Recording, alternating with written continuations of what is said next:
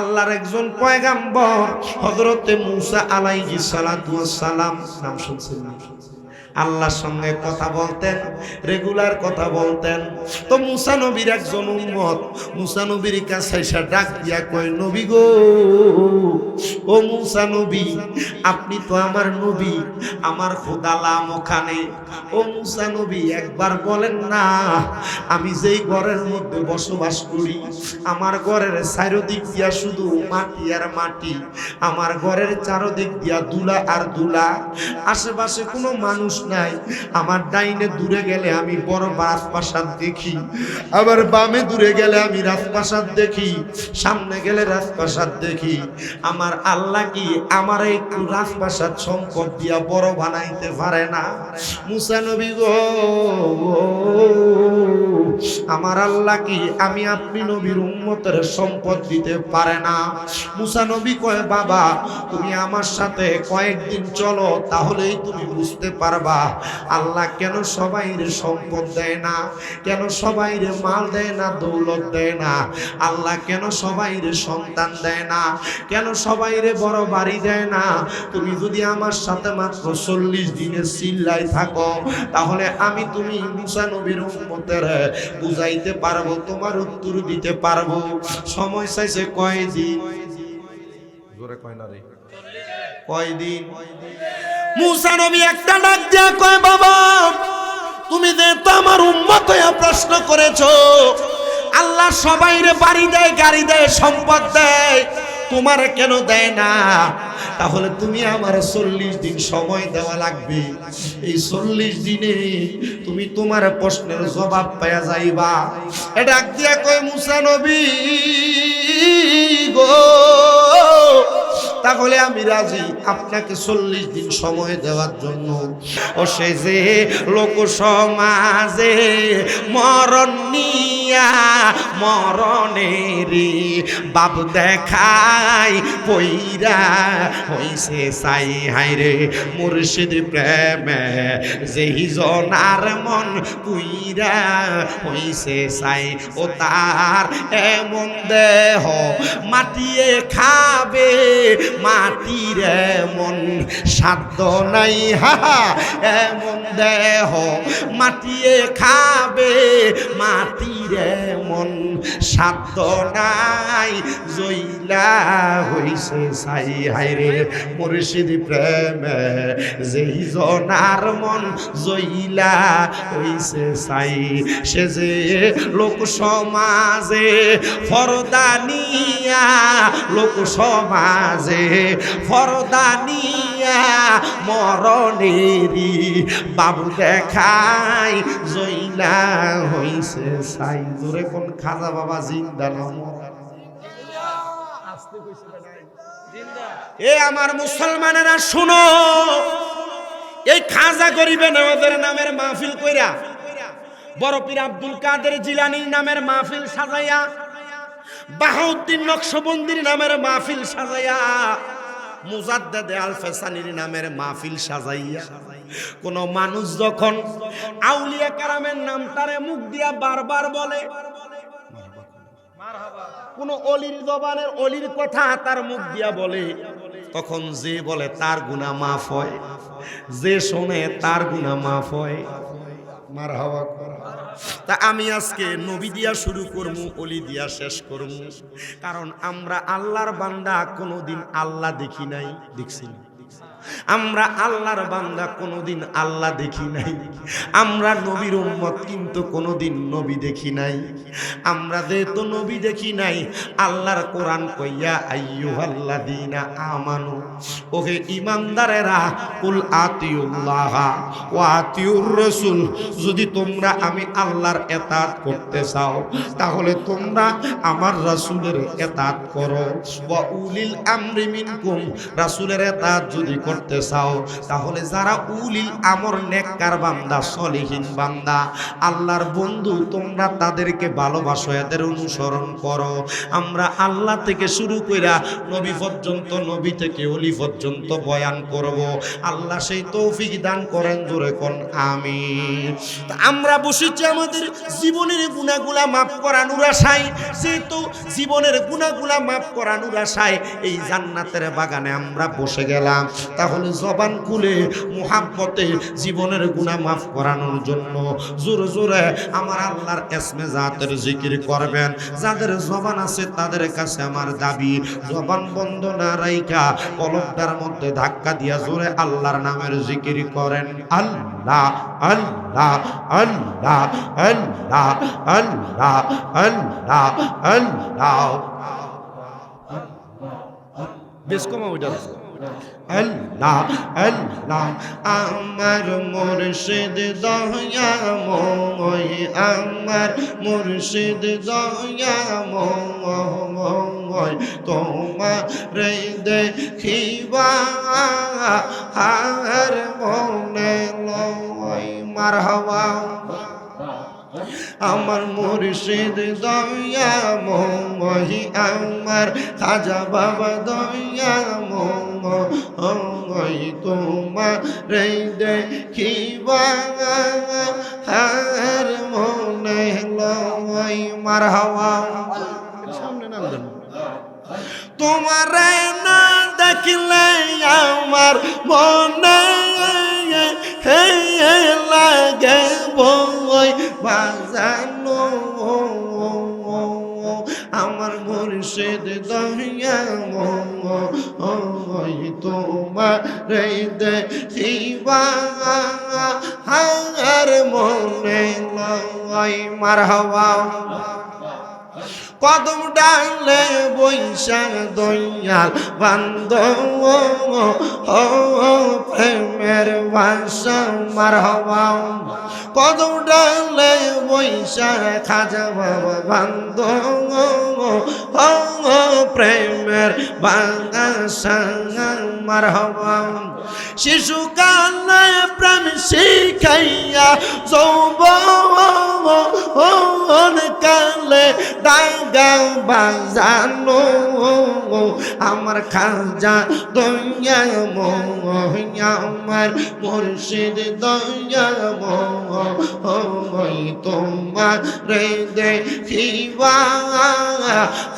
আর মনে লয়। মারহাবা আল্লাহ রে জবানটা খুইলা আল্লাহর ডাকে স্মরণ নাই। আমার মুর্শিদ দয়াময়, আমার খাজা বাবা দয়াময়, তোমারে দেখিবা আর মনে লয়। মারহাবা কদম ডালে বৈশা দয়াল বাজা নামের বাঁশি। মারহাবা কদম ডালে বৈশা দয়াল বাজা নামের বাঁশি। মারহাবা বাঁশির সুর শুনিয়া পাগল হইয়া সুইটা সুইটা আসি বাজানো, আমার মুর্শিদ দয়াময়, আমার খাজা দয়াময়, তোমারে দেখিবা আর মনে লয়। মারহাবা আল্লাহ আল্লাহ আল্লাহ আল্লাহ, আমার মুর্শিদ দয়াময়, আমার মুর্শিদ দয়াময়, তোমারে দেখিবা আর মনে মারহাবা কি খেলা খেলাইছো খাজা রে মারহাবা তোমার খেলা চমৎকার দোস্ত রে গান দাইয়ার খাজা মিলাইছো বাজা হারো রে প্রেমের খেলা খেলছো খাজা রে মারহাবা মাথা লড়াইয়া আল্লাহ আল্লাহ রে প্রেমের খেলা খেলছো খাজা রে মারহাবা বিশ্ব জাকের মঞ্জিল তুমি বক্তে রাস্তা না বিশ্ব জাকের মঞ্জিল তুমি বক্তের মাস্তা না মোরা কাবাই চইলা গজাই তোমার আস্তা না খাজা মোরা কাবাতে দেখতে যেই পাই তোমার আস্তা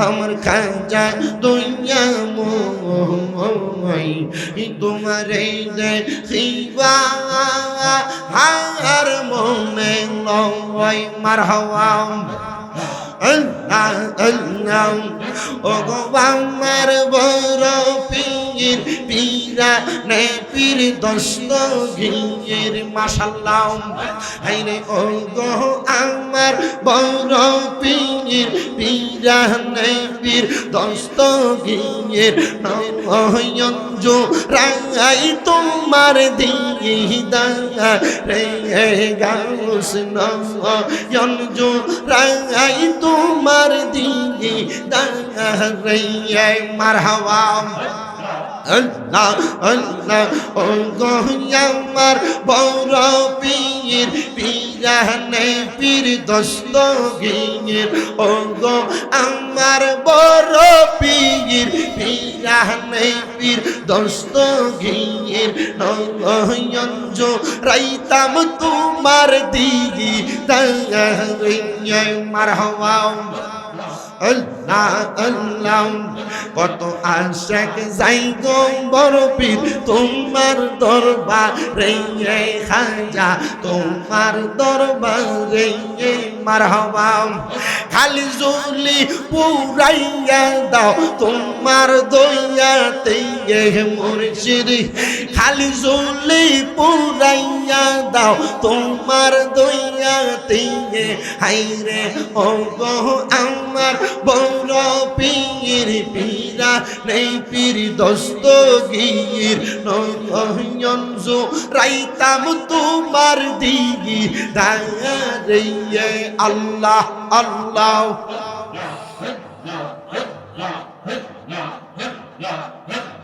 নয়ন জো রাইতাম তোমার দিগি দাঁড়ে আল্লাহ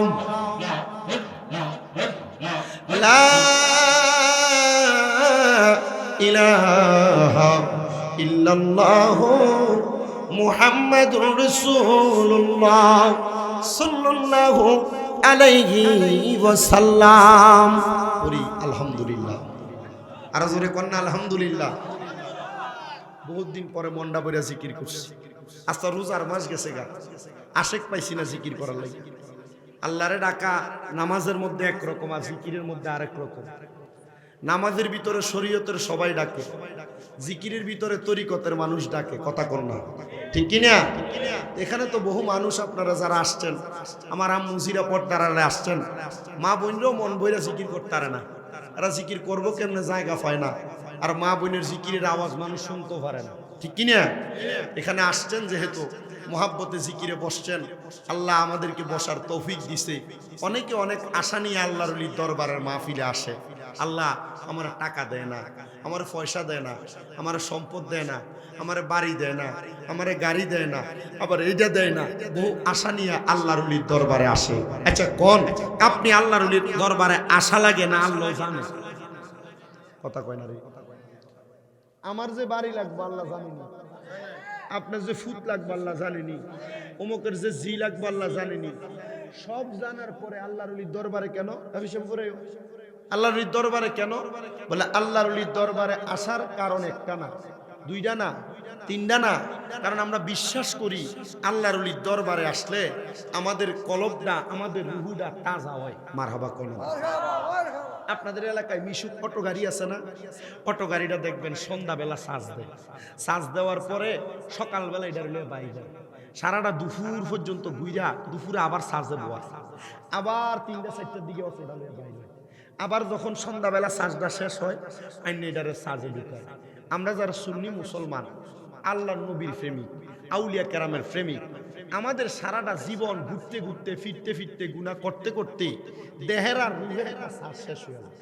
আমরা আল্লাহর ওলির দরবারে ঢুকি, গাড়ি যেমন সাজ দিলে সাজ হয়, আল্লাহর ওলির দরবারে সুন্নিরা আসলে তারার কলব তেমন সাজে তাজা হয়। জোরে কন্যা সুবহানাল্লাহ।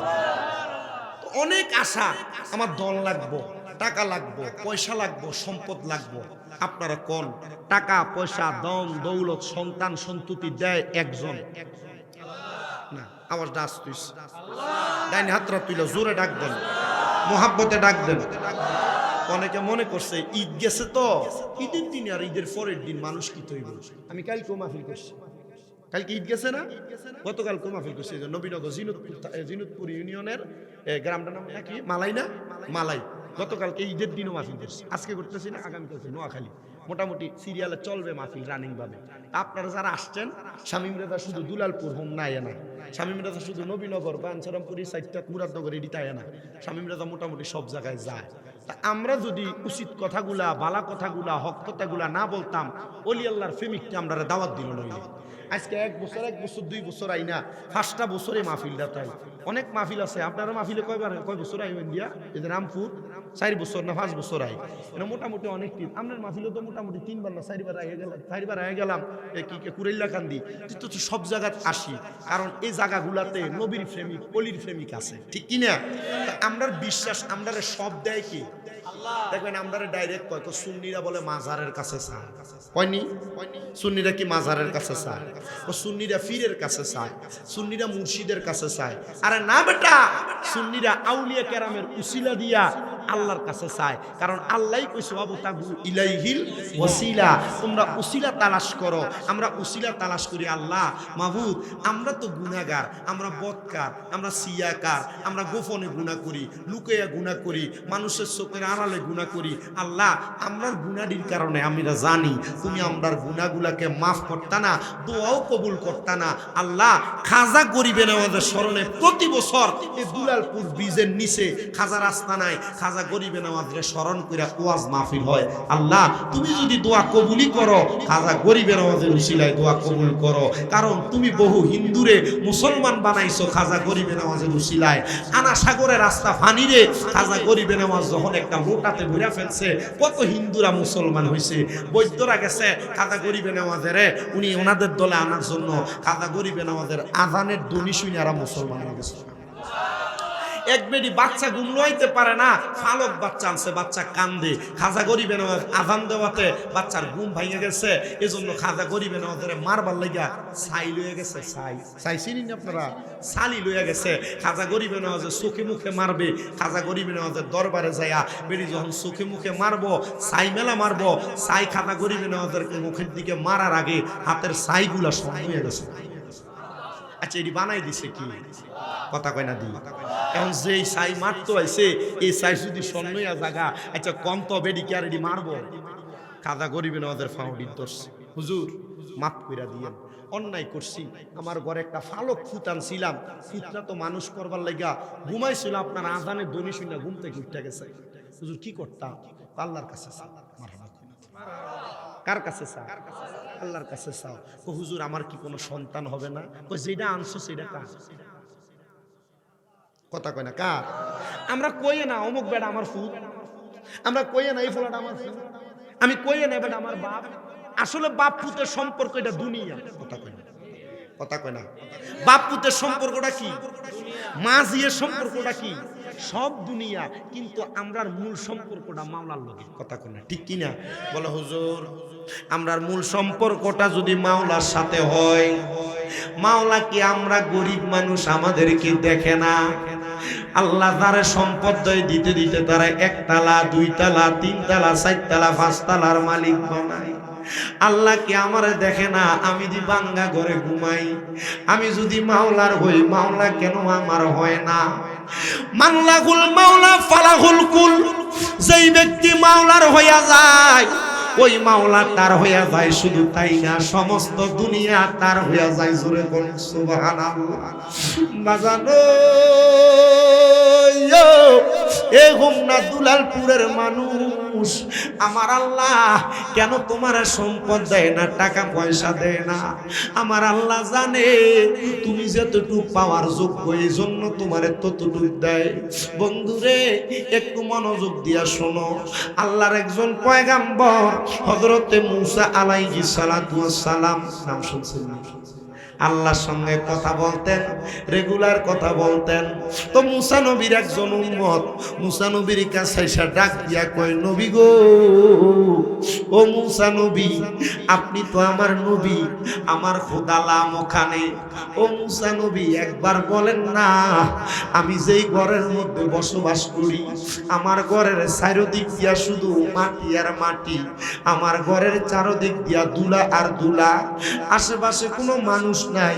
আমার ডাইনে দূরে গেলে আমি বড় রাজপ্রাসাদ দেখি, আবার বামে দূরে গেলে আমি রাজপ্রাসাদ দেখি, সামনে গেলে রাজপ্রাসাদ দেখি।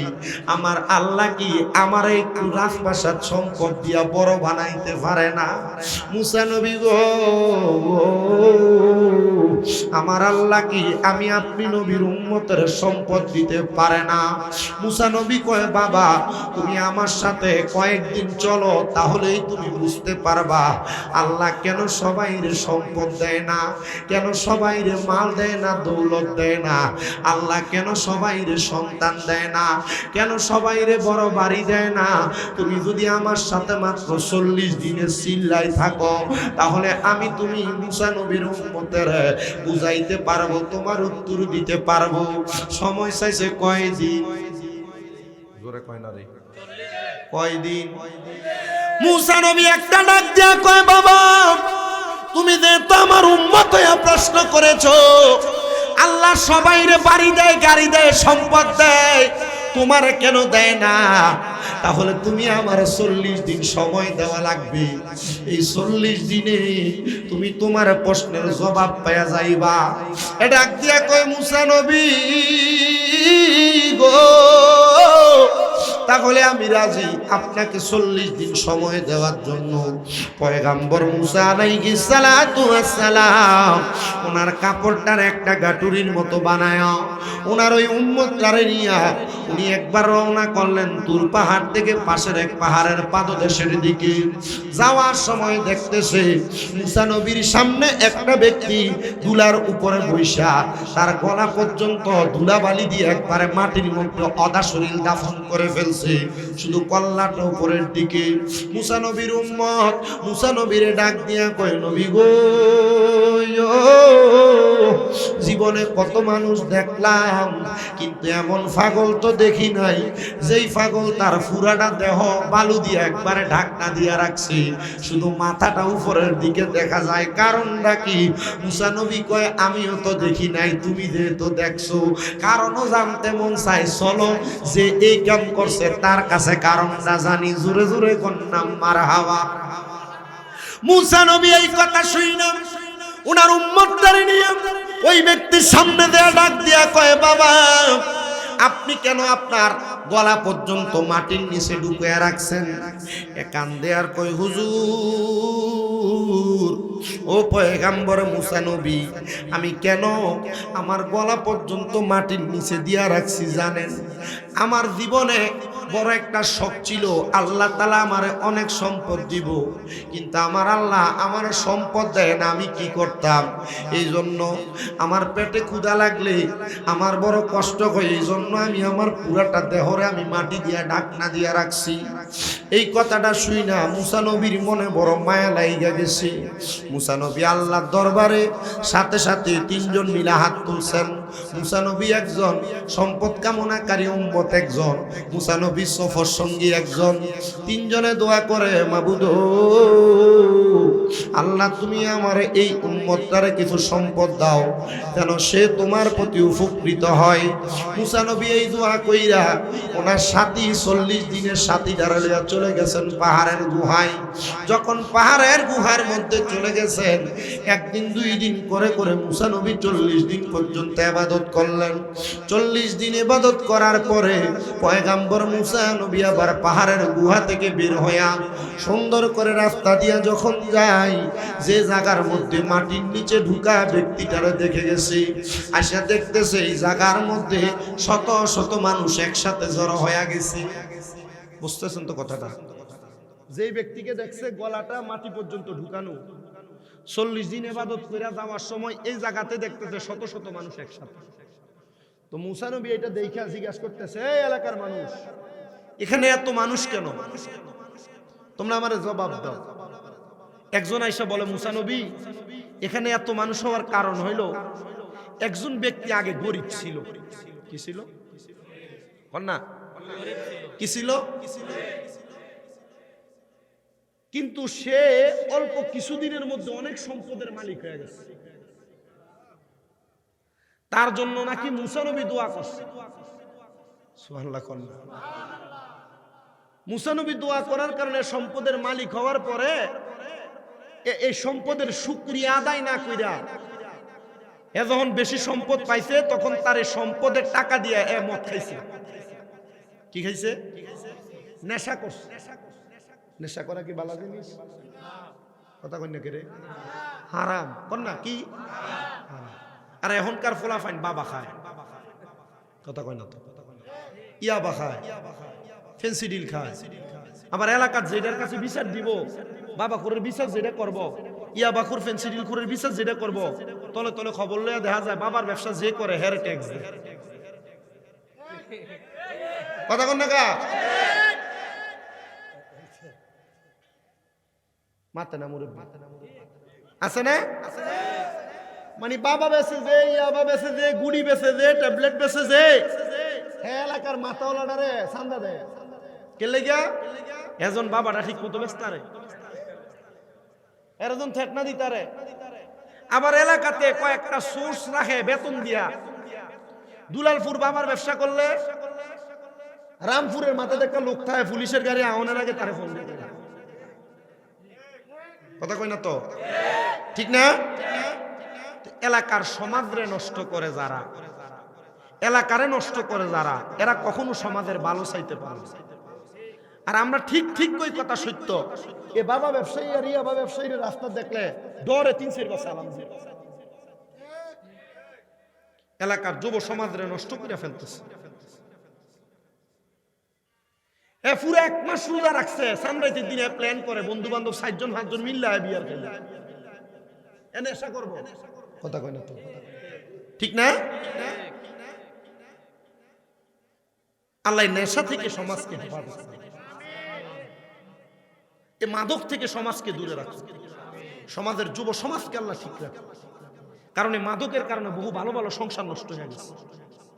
এই মাদকের কারণে বহু জামাই তার স্ত্রীর তালাক দিয়ে দিয়েছে। এই মাদকের কারণে নেশা করে বহু ফলাফাইন তার মা বাবার লোকে খারাপ ব্যবহার করছে। করছে না?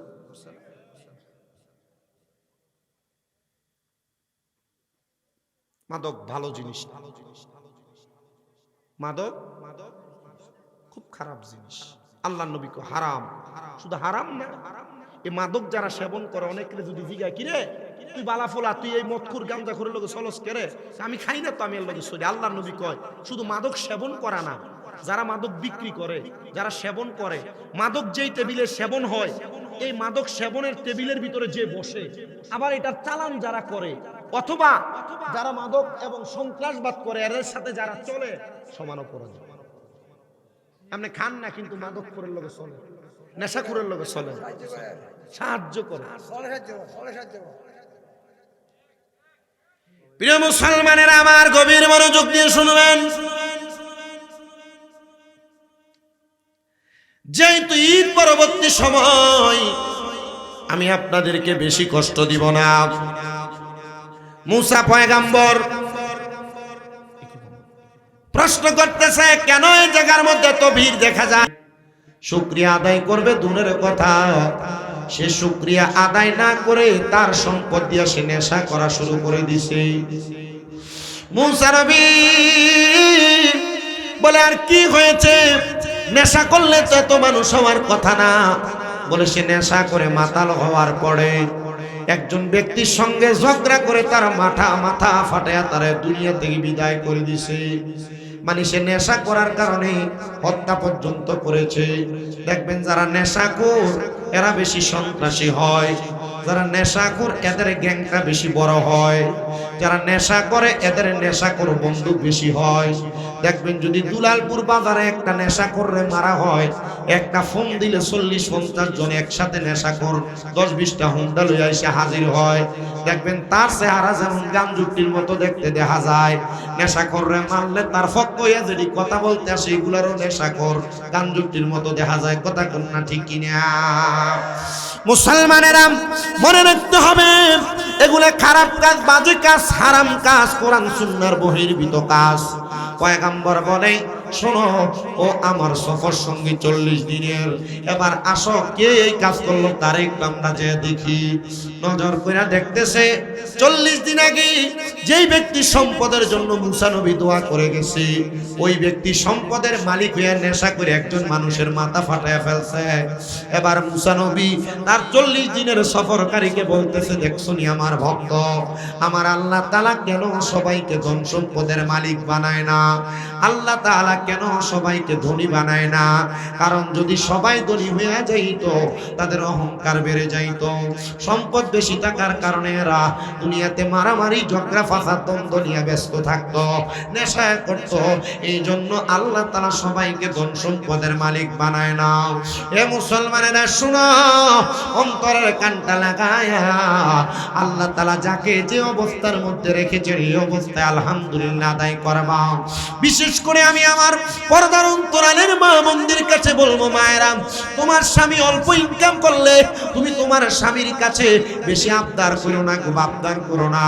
আমি কয়েকদিন আগে কয়েকটা ঘটনা দেখে আমার মাথা কেমন জানি ঘুরে গেছি।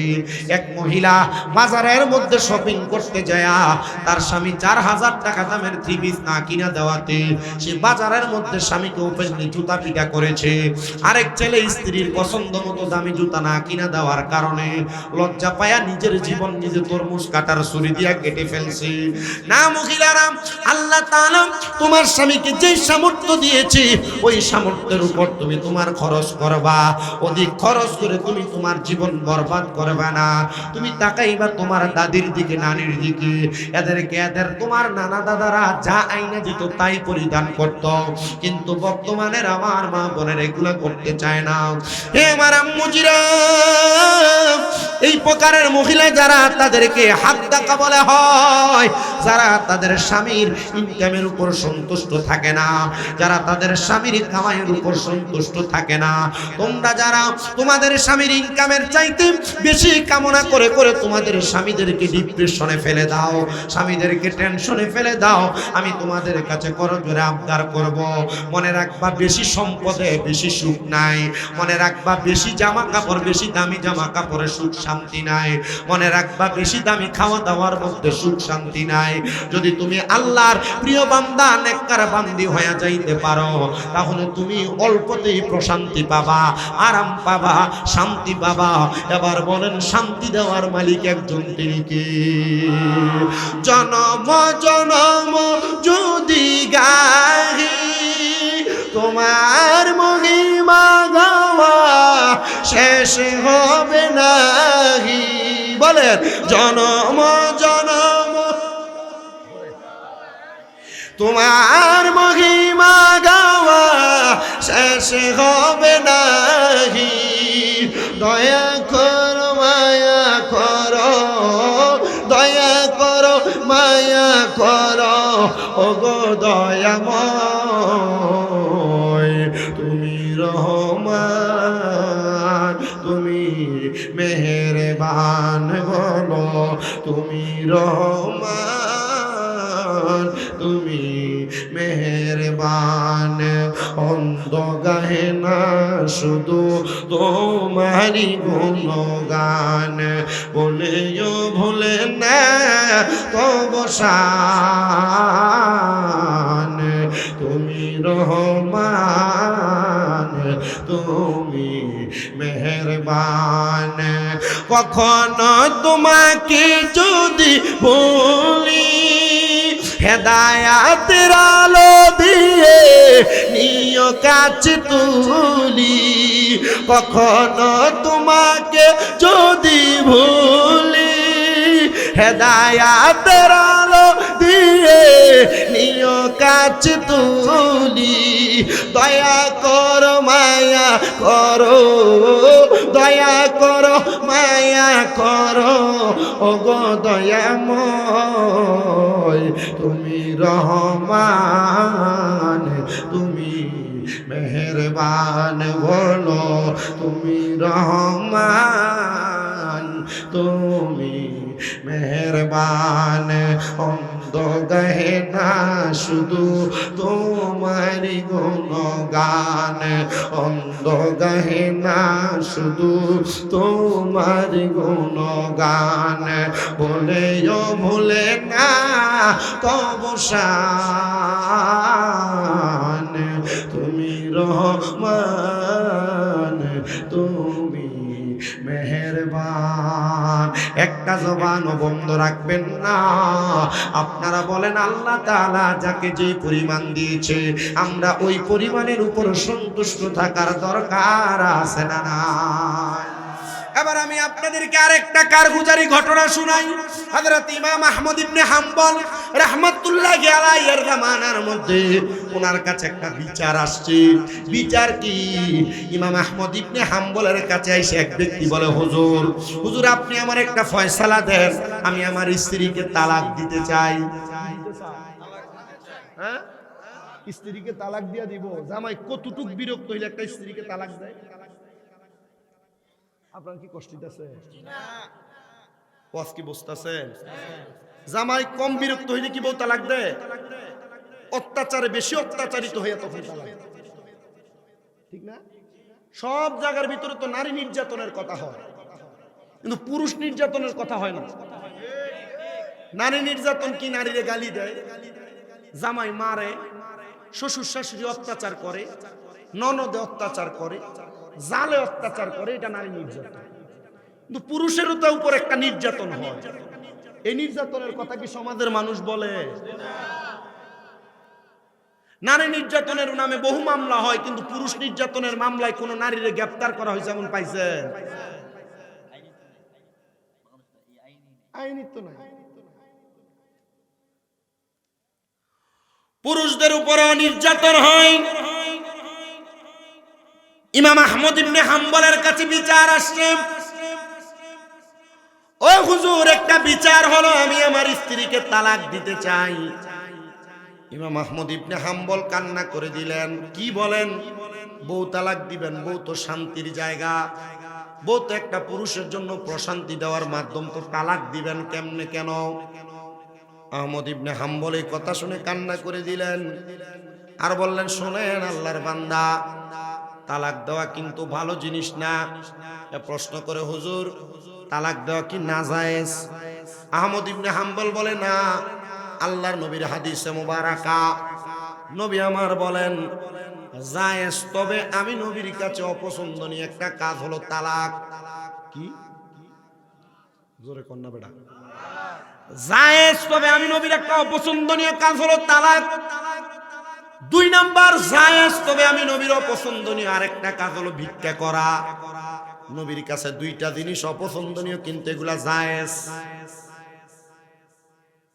মা বোনেরা বুঝতেছি কিনা জানি না আপনারাও বুঝতেছেন কিনা জানি না বুঝেন তো নবীর কাছে দুইটা জিনিস অপছন্দ কিন্তু জায়েজ এর মধ্যে একটা হলো তালাক দেওয়া আরেকটা হলো ভিক্ষা করা আহমদ ইবনে হাম্বল বলে বাবা তুমি কেন তালাক দিবা বলো উনি বলে হুজুর এক নাম্বার আমার স্ত্রী আমার কোনো কথা শোনে না আমি তাকে যদি বলি সোজা চলতে সে চলে বাঁকা আমি যদি তাকে বলি বসতে, সে দাঁড়ায়। আমি যদি তাকে বলি খাইতে, সে খানা বন্ধ রাখে। আমি যদি বলি মা বাবার খেদমত করতে, সে তাদের সাথে বদ ব্যবহার করে। এক নাম্বার, সে আমার কথা শোনে না। বলে 2 নাম্বার কারণ বলো। হুজুর 2 নাম্বার কারণ হলো আমার স্ত্রীকে আমি বারবার বলি পর্দা করার জন্য, কিন্তু আমার স্ত্রী পর্দা করে না, মানে শরীয়তের আইন লঙ্ঘন করে। 3 নাম্বার, আমি আমার স্ত্রীকে বলেছি, আমার স্ত্রী গো, তুমি পরপুরুষের সঙ্গে কথা বলবা না, মেলামেশা করবা না। হুজুর আমি যখন বাড়িতে থাকি না, আমার স্ত্রী পরপুরুষের সঙ্গে কথা বলে। আমার চাচাতো ভাই আমার পাশের বাড়ির পুরুষদের সঙ্গে কথাবার্তা বলে।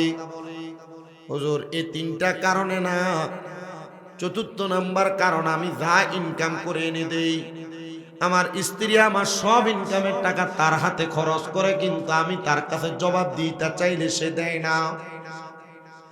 এগুলা নিয়ে আমার পরিবারের মধ্যে সব সময় ঝগড়া হয়, সব সময় দ্বন্দ্ব হয়। আমার স্ত্রীর সঙ্গে আমার সব সময় একটা বিরোধ লেগেই থাকে। জোরে বিরোধ আমার পছন্দ না। আমার কাছে মনে হয় আমার সংসার এটা সংসার নয়, জাহান্নাম। আসলে যে পরিবারে শান্তি নাই, যে পরিবারের স্ত্রীরা স্বামীর কথা শোনে না, এটাকে সংসার বলা যায় না, এটাকে একটা ছোটখাটো জাহান্নাম বললেই চলে, এটা জাহান্নাম। ইমাম আহমদ ইবনে হাম্বল বলেন, তুমি তোমার 4টা শর্তের কারণে তোমার বউকে তালাক দেওয়ার অধিকার রাখো। কয়টা শর্ত? 4টা শর্তের কারণে তুমি তোমার স্ত্রীকে তালাক দেওয়ার অধিকার রাখো। তবে আমি ইমাম আহমদ ইবনে হাম্বল তোমাকে তালাকের অনুমতি দেওয়ার আগে আমি তোমার স্ত্রীর সঙ্গে একটু কথা বলতে চাই। আপনারা মনে করছেন যে হয়তো কথায় কথায় তালাক দিয়ে দিলে মনে হয় তালাক হয়ে যায়, এমন না? না না, তালাকের কিছু ধাপ আছে, সময় আছে। ডাইরেক্ট তালাক দিয়ে দিলে না তালাক হয়ে গেল এমন না। কিন্তু ইমাম আহমদ ইবনে হাম্বল বলে তোমার স্ত্রীকে নিয়ে আসো। ইমাম আহমদ ইবনে হাম্বলের কাছে উনি পরের দিন ওনার স্ত্রীকে নিয়ে আসলেন।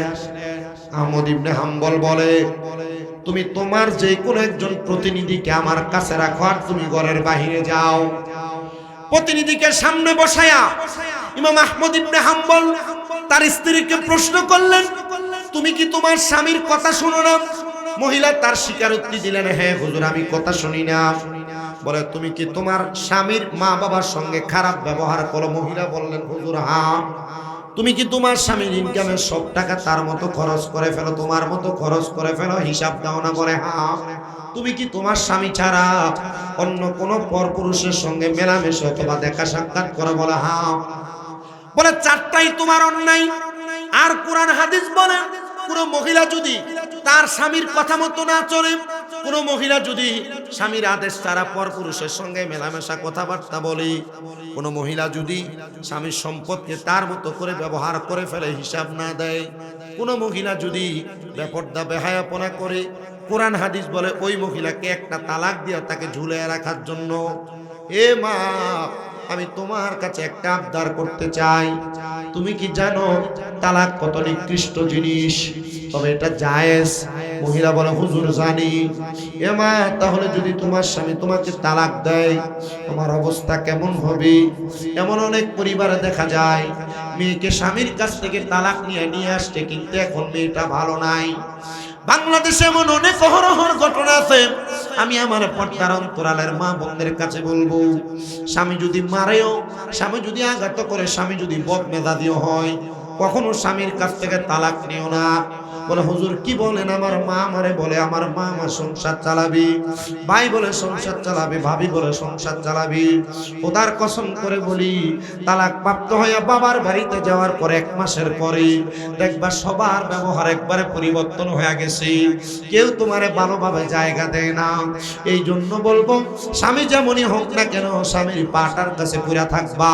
কারণ আল্লাহর নবী বলেন, আমি নবী যদি আল্লাহর পরে কাউকে সেজদা করার আদেশ করতাম, তাহলে একটা মহিলাকে তার স্বামীর কদমে সেজদা করার কথা বলতাম, কিন্তু এটা শিরক হবে, এই জন্য বলি না।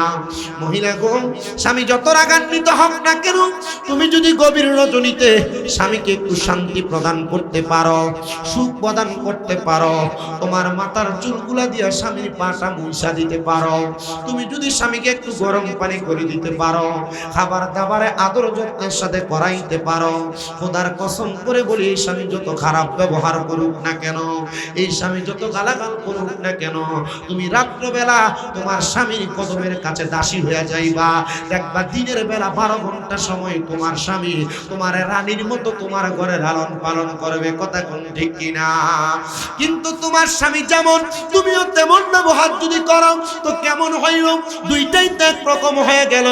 না না না, স্বামী যত রুক্ষ মেজাজের হোক না কেন, বদমেজাজের হোক না কেন, মা বোনদের একটাই কাজ হবে, মা বোনেরা স্বামীর সঙ্গে ভালো ব্যবহার করবে, সুন্দর ব্যবহার করবে, খারাপ ব্যবহার করবে না। এবার ডাক দিয়া কই, মহিলা তুমি কি বলতে পারো কোন কারণে তুমি তোমার স্বামীর উপরে অত্যাচার করো? তুমি কি জানো না তোমার স্বামীকে আল্লাহ তাআলা তোমার মেহমান বানায় তোমার কাছে দিয়েছে, আবার তোমাকে তোমার স্বামীর মেহমান বানায় দিয়েছে। মহিলা জবাব দেয়, হুজুর আমার মা বাবা আমার খাবার খাওয়াই, আমার পড়াই, হুজুর আমার মা বাবা আমার পোশাক জামা কাপড় সব দিত। হুজুর তাহলে আমার মা বাবা আমারে কেন বিবাহ দিয়েছে আপনি বলেন? প্রশ্নের জবাব পাইছেন তো? মহিলা প্রশ্ন করছে ইমাম আহমদ ইবনে হাম্বলকে, হুজুর খানা তো আমার মা বাবা খাওয়ায়, পোশাক তো আমার মা বাবা দেয়, লালন পালন তো আমার মা বাবাই করে, তাহলে আমার মা বাবা আমারে কেন বিবাহ দিল? জবাবটা সুন্দর না? মহিলার স্বামীকে লজ্জিত করে নাই, বলে নাই তার কোনো অক্ষমতার কথা, ডাইরেক্টলি বলছেন যে আমার মা বাবা আমারে খাওয়ায়, আমার মা বাবা আমারে পড়ায়, লালন পালন করে, তো আমার মা বাবা ওনার কাছে আমাকে বিবাহ দিলেন কেন? ইমাম আহমদ ইবনে হাম্বল প্রখর জ্ঞানের অধিকারী ছিলেন, থাকার কারণে উনি ওনার ওই মহিলার প্রশ্নের জবাব বুঝতে পারছেন, কিন্তু মহিলা নিজে তালাকের কথা ওই স্বামীকে বলতে পারতেছেন, স্বামীর অক্ষমতার কথা মানুষকে বলে শরমও দিচ্ছেন। এমন আচরণ আমি করতেছি যেন উনি আমাকে নিজে থেকে ছেড়ে দেন। কথা কি বুঝতেছেন? ওয়াজের গভীরতা কি বুঝতেছেন? আমি এই জন্য অন্য দিনের মতো অন্য দিকে আলোচনা নিতেছি না, একটা দিক থেকে ধরছি, একটা দিকে বুঝাই। একদিক বুঝাইছি আল্লাহ কেন আপনাদেরকে সম্পদ দেয় না, আর যারা সম্পদ দিয়ে রাখছে তারা কেন দিছে। আল্লাহ যার প্রতি খুশি হয় তারা সম্পদ দেয়। বলে হুজুর তো আমাদের প্রতি খুশি হয়েছে না দেখে আমরা দেয় না। না, আপনি এভাবে ভালো থাকবেন, আল্লাহ এই জন্য আপনার বিরুদ্ধে রাখছে। না শুকরিয়া আদায় করা যাবে না। কথা কই না কেন? না শুকরিয়া, আপনার ছোট ভাই 10 তলা বিল্ডিং দিছে, আপনি বেড়ার করে ঘুমান, এমন হয় না? আপনার ছোটটা গাড়ি চড়ে, আপনি রিস্কা ভাড়া দিয়ে চলার মতো ক্ষমতা নেই, কষ্ট লাগে না? কিন্তু আল্লাহ জানে আপনারা এমনি রাখলে আপনি ভালো থাকবেন। কথা কি বুঝতেছেন? লা ইউকাল্লিফুল্লাহু নাফসান ইল্লা উসআহা। আল্লাহ কাউকে সাধ্যের বাহিরে কোনো কিছু চাপায় দেয় না। আপনার সাধ্যে আছে একটু দুঃখ পাবেন, এজন্য আপনি একটু দুঃখ পাইছেন। সাধ্যে আছে এত বেশি পাবেন, এজন্য আপনি বেশি পাইছেন। কথা কি বুঝছেন নি খাদেম সাহেব? মনে রাখতে হবে। এবার হযরত ইমাম আহমদ ইবনে হাম্বল বলেন, ঠিক আছে আমি আপনার কথা বুঝেছি, স্বামীকে সামনে ডাক দেয় না, বললেন ঠিক আছে এবার তুমি তালাক দিতে পারো। কিন্তু স্বামী ডাক দিয়া কই, হুজুর তালাক দিব কথা সত্য, আমি আমার বউটারে বড় ভালোবাসি, তালাক দিতে মন চায় না, কিন্তু তার স্বভাব ভালো লাগে না, এই জন্য আমি তালাক দিই, আল্লাহ কি আমাকে মাফ করবে? আহমদ ইবনে হাম্বল বলেন, এ পুরুষ, তোমার কাছে আমার একটা প্রশ্ন হলো, তুমি যদি তোমার নিজের পুরুষত্বের বহির প্রকাশ না করতে পারো, তুমি কি কোনো জিনা ব্যভিচারে লিপ্ত আছো নাকি? সে বলে, হুজুর আল্লাহর কসম করে বলে আমি কোনো জিনা ব্যভিচারে লিপ্ত নাই। বলে, যাও আমি এখন থেকে তোমাকে 3 মাস আর স্ত্রীকে 3 মাস সময় দিলাম।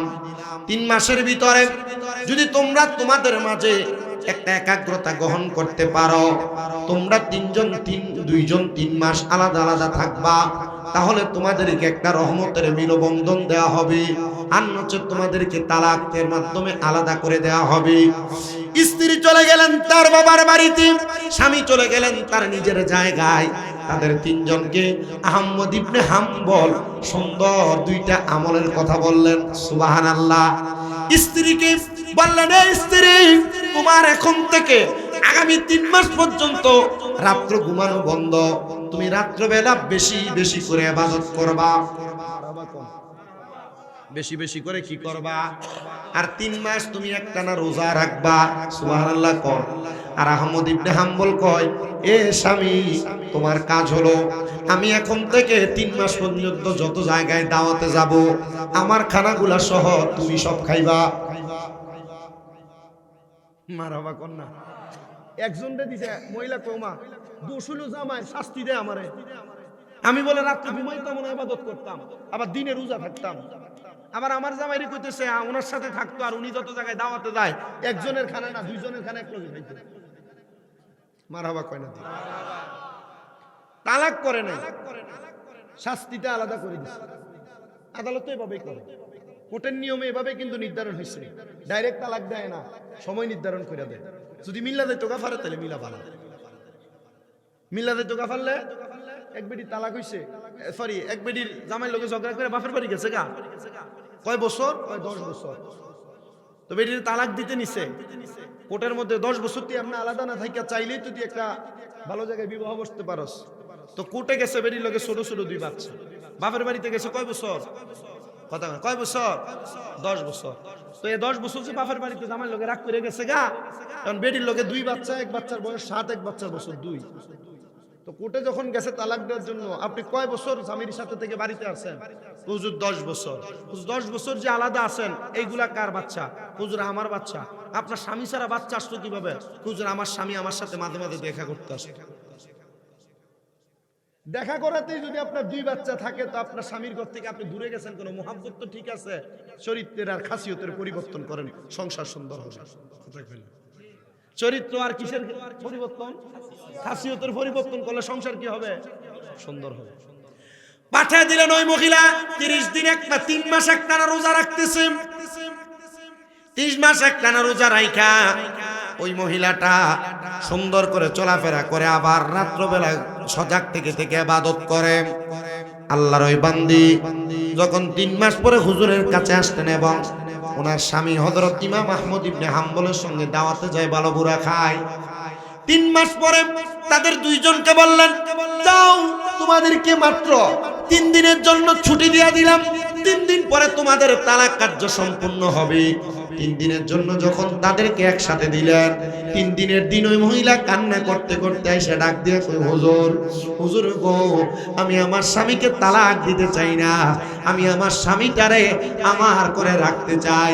পুরুষও বলে, হুজুর আমি তালাক দিতে চাই না, আমার কাছে রাখতে চাই। আহমদ ইবনে হাম্বল বলে, না না না, শুধু একমাত্র তোমাদের কর্মদোষের কারণে তোমাদের মাঝে মিলবন্ধন হয় নাই। আজকে থেকে তোমাদেরকে আমি যেই ধারাবাহিকতা দিয়েছি তোমরা সেই ধারাবাহিকতায় চলবা। মহিলা, তুমি অধিক খাদ্য গ্রহণ করার কারণে তোমার শরীরের মধ্যে অধিক পরিমাণ শক্তির সঞ্চয় হয়েছে, তোমার স্বামীর প্রতি তোমার অধিক চাহিদা জন্মিয়েছে, এই জন্য তোমার স্বামীর উপর তুমি সন্তুষ্টি অর্জন করতে পারো নাই।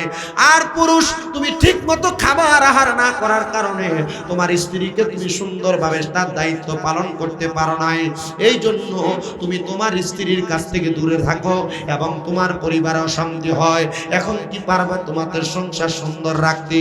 আল্লাহর 2 বান্দা ডাক দিয়ে বলতেছেন, হুজুর আপনি যেহেতু আদেশ করেছেন, এখন থেকে আমরা আল্লাহর দরবারে দোয়া করব, আর বেশি বেশি করে আমাদের সম্পদ আল্লাহর রাস্তায় ব্যয় করে, আমাদের আহার জোগাড় করে আমরা নিজেদেরকে ভালো রাখবো। প্রিয় মুসলমানেরা, যদি বেশি সম্পদের মালিক হন, ব্যাংকের মধ্যে জমায় রাখেন, খাইয়েন না, এটা করবেন, দেখবেন তো সংসার। এমন অনেক কুঞ্জুস মানুষ আছে, কিপটা টাইপের মানুষ আছে, সম্পদ কামাই করে কিন্তু পরিবারের জন্য খরচ করে না। না না না, আপনি আপনার সম্পদ যা কামাই করবেন, এই সম্পদ থেকে ভালো খাবেন, ভালো করবেন, ভালো চলবেন, দেখবেন আল্লাহ তাআলা সুন্দর সুন্দরকে পছন্দ করে। আপনার যত বরকতের দরকার সব আল্লাহ দিবে, তবে সতর্কতার সাথে আল্লাহর ইবাদতে মনোযোগী হওয়া লাগবে। আল্লাহর ওই 2 বান্দা বান্দি হযরত ইমাম আহমদ ইবনে হাম্বলের কথা শুইনা তারা সুন্দর ইবাদত করা শুরু করে দিলেন। আল্লাহর ইবাদতের মাধ্যমে তাদের জীবন চলতেছে। আল্লাহর এমন রহমত পর, একটা বছর পরে আমার আল্লাহ তাআলা তাদেরকে একটা নেক সন্তান দান করেছে। প্রিয় মুসলমানেরা, ওই নেক সন্তান দান করার পরে মা বাপ দুইজনের সন্তানটারে প্রাপ্তবয়স্ক হওয়ার পর আহমদ ইবনে হাম্বলের দরবারে পাঠিয়ে দিছে। ডাক দিয়ে কয়, হুজুর গো, আমার সন্তানটারে আপনার কাছে দিয়ে দিলাম, আপনি আমার সন্তানটাকে একজন হক্কানি আলেম দ্বীন হিসেবে রূপান্তরিত করে দিবেন। হযরতে আহমদ ইবনে হাম্বলের সন্তানটারে মাত্র 9 বছরে কোরআনে হাফেজ বানায়া ওই সন্তানটারে 12, 13, 14 বছরের মধ্যে আলেমে দ্বীন বানায়া দিছে। চিন্তা করে দেখেন, পূর্বের এলেম আর বর্তমানের এলেম একরকম না। আহমদ ইবনে হাম্বল বলে, ওই সন্তান আলেমে দ্বীন হওয়ার পরে তার মা বাবা যখন ইন্তেকাল করেছে, আল্লাহ পাক রব্বুল আলামিনের খাস দুয়ার বরকতে ওই সন্তান তার মা বাবার জানাজার নামাজ পড়েছে। আর আমার আল্লাহ তাআলা ওই সন্তানের দুয়ার বরকতে তার মা বাবার জান্নাতি বানিয়ে দিয়েছে। ধরে বলেন সুবহানাল্লাহ। আল্লাহুম্মা সাল্লি আলা সাইয়্যিদিনা মুহাম্মাদ নাবিয়ানা মাওলানা মুহাম্মাদ। আল্লাহুম্মা সাল্লি মুহাম্মাদ নাবিয়ানা মাওলানা। আমরার বাড়ি বাংলাদেশে, নবী আপনার বাড়ি মদিনায়। হায়রে মন প্রাণ কাঁদে গো শুধু দেখিতে আপনার পাক রওজায়। আল্লাহুম্মা সাল্লি আলা মুহাম্মাদ নাবি না শাফি নামাও। ও তুমি কাউরে দিলা 10টা সন্তান, থাকার জায়গা নাই। কাউরে কোটি টাকা দিলা, একটা সন্তান নাই। তুমি কাউরে দিলা 10টা সন্তান, থাকার জায়গা নাই। কাউরে কোটি টাকা দিলা, একটা সন্তান নাই। টাকা পয়সা ধন সম্পত্তি দিলা বেশি করে, কিন্তু মরার পরে কান্দে করে কবরে নামাবে কে তা?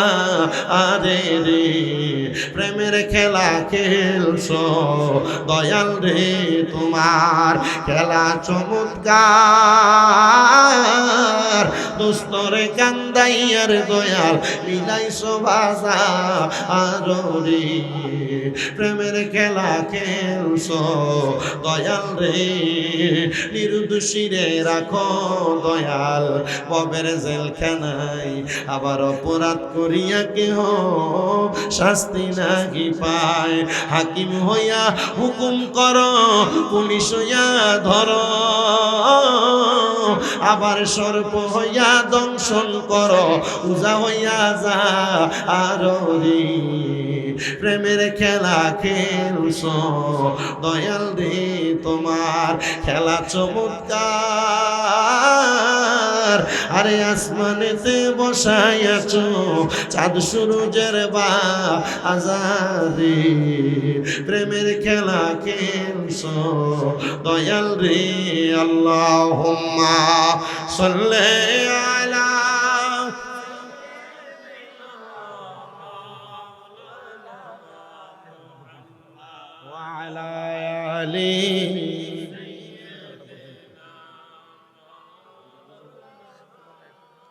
আমার প্রিয় মুসলমানেরা, আমি আমার বয়ানের প্রারম্ভিকের মধ্যে 2টা আয়াত তেলাওয়াত করেছি কোরআনুল কারীমের।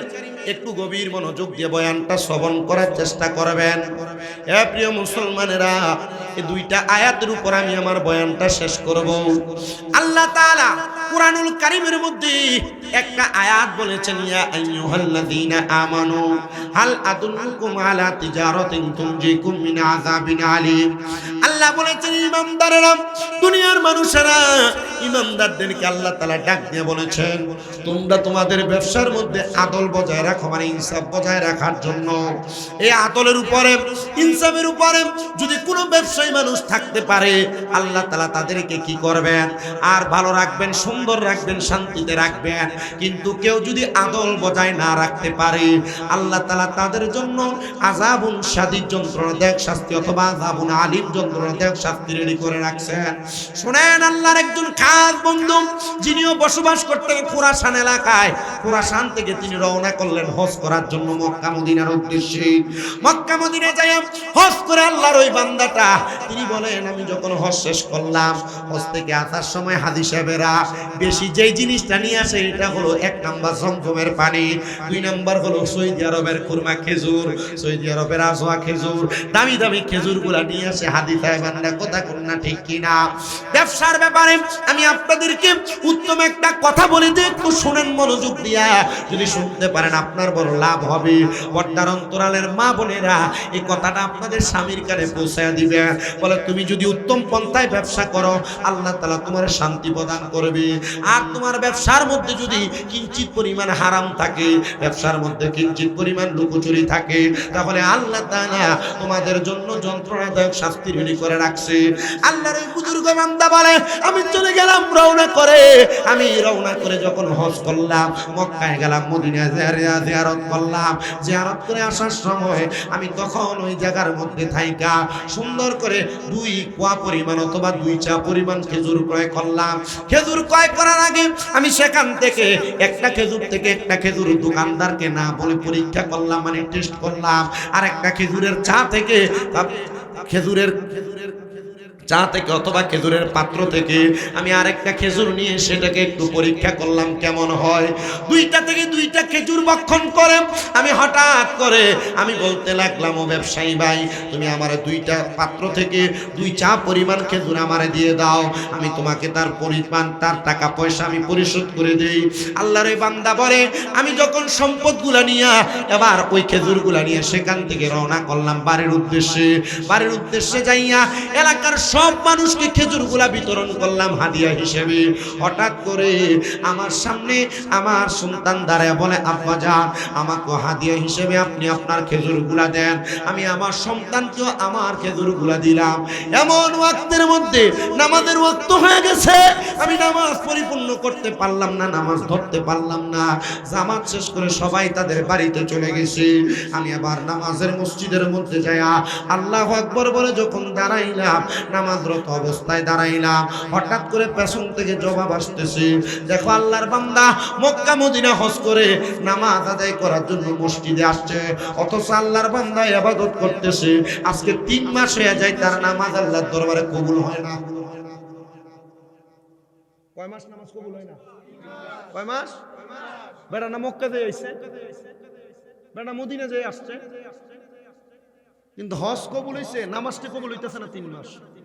হজ করিতে মক্কায় যাইয়া খরচ করলা যেই টাকা, ওই টাকা গরিবকে দিলে গরিব থাকি তো কেডা। আরে হজ করিতে মক্কায় যাইয়া খরচ করলা যেই টাকা, ওই টাকা গরিবকে দিলে গরিব থাকি তো কেডা। আরে কেউ যায় টাকার গুমানে, কেউ যায় দেশ ভ্রমণে, কেউ যায় টাকার গরমে, কেউ যায় দেশ ভ্রমণে। হাইরে ধনীরা যায় ধনের টানে আনিতে সোনা দানা, শুধু খাইলে নামাজ হবে না, অমন জানো না, ঘুষ খাইলে নামাজ হবে না, অমন জানো না, পরের হক খাইলে নামাজ হবে না। আপনারা বলেন, মক্কায় যে হজ করে আসছে, ভাই ভাতিদের জমি দখল করে খাইছে, এমন হাজি হুন্না এলাকায় আছে না নাই?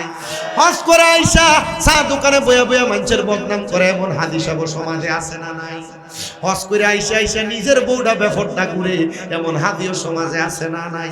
হজ করে আসার পরে মানুষের ওজনে কম দেয় এমন হাদিও আছে না নাই?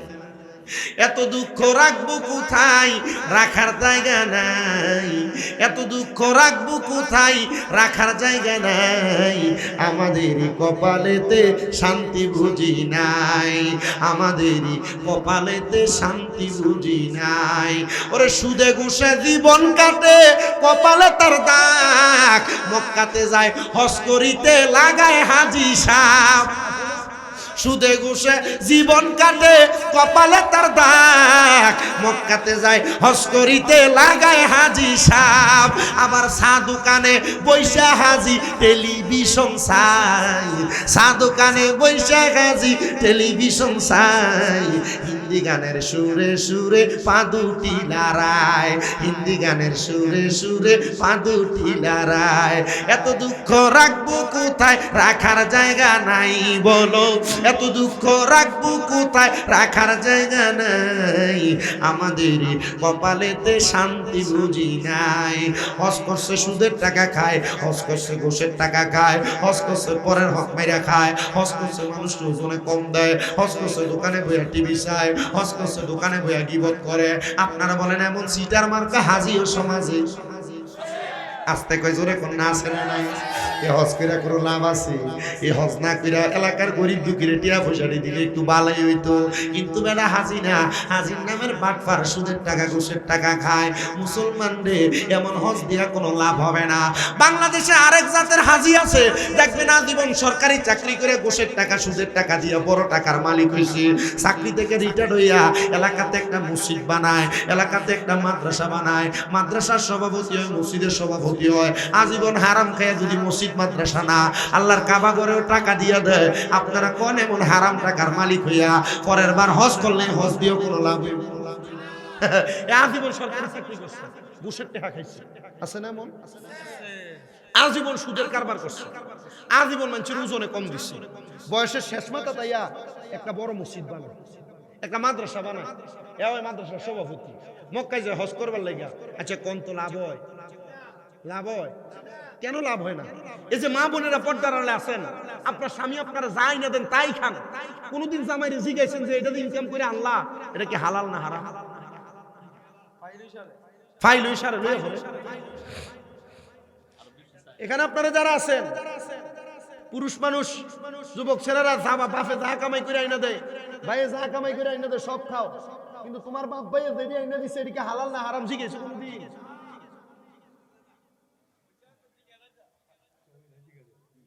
খালি খাইলে হইব?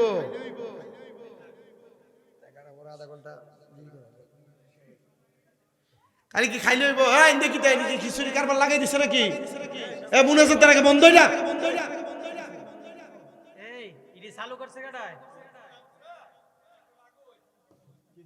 আর অল্প একটু সময় আছে, আর আধা ঘন্টা সময় আছে। আধা ঘন্টা নয়, কম আছে। আধা ঘন্টা আমার কথাটা শেষ করি, এটা আমি পুরা নাই দিকে আর আইতাম না। আমার কথা অন্য আইসো মার হবা কন। ওই যে আমরা মনির ভাই দাওয়াত দিচ্ছে দুলালপুর, কিন্তু দাওয়াত হয়ে গেছে ডিসেম্বরের 23 তারিখ। এখানে আরেকটা রেখে দিচ্ছি দাওয়াত, নামটার সময় দাওয়াত দিচ্ছে। মার হবা কন না তো, এটা দাওয়াত আছে, অভাব নাই। মোটামুটি হোমনাতে গত বছর যদি একটু কম করছি, আগামীতে হোমনা মাহফিল দিব, কারণ না দিয়ে উপায় নাই। ওই হোমনা বাজারে নামছি ধরছে বেড়াইয়া, ফলি বিদ্যুতের এনে ধরে, এটা বেড়ে ধরে। হুজুর আপনি এই বছর আমরা মাহফিলের দাওয়াত দিচ্ছেন না, আমরা মাহফিল রাখছেন না। ফোন দিয়া দিয়া কয় এই কান্দিরপার কুমিল্লা দেওয়া হইলে আমাদের ভাই আমার একটা ডেটের লেগে কত কথা কইছে, আমি পারছি না দিতাম। তবে হোমনার মানুষের কাছে মহাব্বত আসেনি, ভালোবাসা আসেনি। এই যে আপনাদের বাজারে লিটন তরকারি বেছে যে তাই তো কালবিনা এরা ঘরে খাই আইছে, তো মোটামুটি রান্দার আনছে মাশাআল্লাহ, মজা হইছে। ট্যাংরা মাছ রানছে মজা করে। কিন্তু মহাব্বতে যাওয়ান লাগে, কিছু করার নাই। আল্লাহ কবুল করুক। আমি নাচতে গেছে তো, তাহলে যার ঘরে খান, খাওয়ানোর আগে হিসাব করে খাওয়ান লাগবো নি। হালাল ফতের কামাই না হারাম ফতের। বেরিয়ে জামাইয়ের ইনকামও যে খাও একটু হিসাব করো, নাহলে হারাম খাইয়া যে রক্ত শরীরে তৈরি হইব, নামাজ চললে কবুল হইতো না। হইব হারাম না খাইয়া শরীরে রক্ত হইলে, আর এই হারাম শরীর দিয়া রক্ত দিয়া আর ইবাদত করলে কবুল হইব? তাহলে হারাম খাওয়ান যাইব মনে হয়, সুদ খাওয়ান যাইব, পর হক মেরে খাওয়ান যাইব, মানসিকটি উদ্ধার করে করে মানসিকটি দখল করে করে খাওয়ান যাইব? কখনো মিথ্যা বইলেও খাওয়া যাবে না। আল্লাহ কবুল করেন, আমিন কোন। হুজুর উনি নামাজ আদায় করতেছেন, নামাজরত অবস্থায় পেছন থেকে কে জানি আওয়াজ দেয়, দেখো বেটা নামাজ আদায় করে হজও করে আসছে, কিন্তু আজকে 3 মাস হয় তার নামাজ আল্লাহর দরবারে কবুল হয় না। আল্লাহর বান্দাকে আমি নামাজ পড়া বন্ধ রাখলাম, আমি পেছনের দিকে ফিরলাম না। আমি চিন্তা করলাম কেন আমার নামাজ কবুল হয় না, আমি প্রশ্নটা করে দেখি। প্রশ্ন করলাম, কে জবাব দিছ আমি তোমার পরিচয় জানতে চাই না, কিন্তু আজকে 3 মাস আমার নামাজ কবুল হয় না, এটা তো বলতে পারছো। কেন কবুল হয় না এটাও তুমি বলতে পারবা। আমার একটু জবাব দাও, কেন আজকে 3 মাস আমার নামাজটা কবুল হয় না? এবার পেছন থেকে জবাব দেয়, তুমি যে মদিনা মক্কা হজ কইরা আসার সময় 2 চা খেজুর কিনে আনছো, 2টা খেজুর খাইছিলা, দোকানদারকে না বইলা পরীক্ষা করার জন্য তুমি 2 চা খেজুরের দাম দিছো, মানে 2 কেজি, আর 1 চা পরিমাণ 2.5 কেজি বা 3.5 কেজি বর্তমান বাজারে। ধরলাম 2 কেজি ধরে নিলাম স্বাভাবিক বোঝার জন্য। তুমি 2 কেজির দাম দিছ, কিন্তু যে 2টা খেজুর খাইয়া পরীক্ষা করছো এটার দাম দেও নাই। এটার দাম না দেওয়ার কারণে আজকে 3 মাস হয়েছে তোমার হজ, তোমার ইবাদত কবুল হয় না।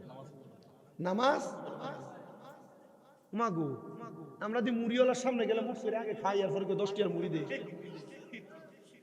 বুড়ওয়ালার কাছে গেলে 5 টাকার বুট খাইয়া 10 টাকার বুট দেই। কথা কয় না দিই, আগে টেস্ট করে। বড় সাবধান।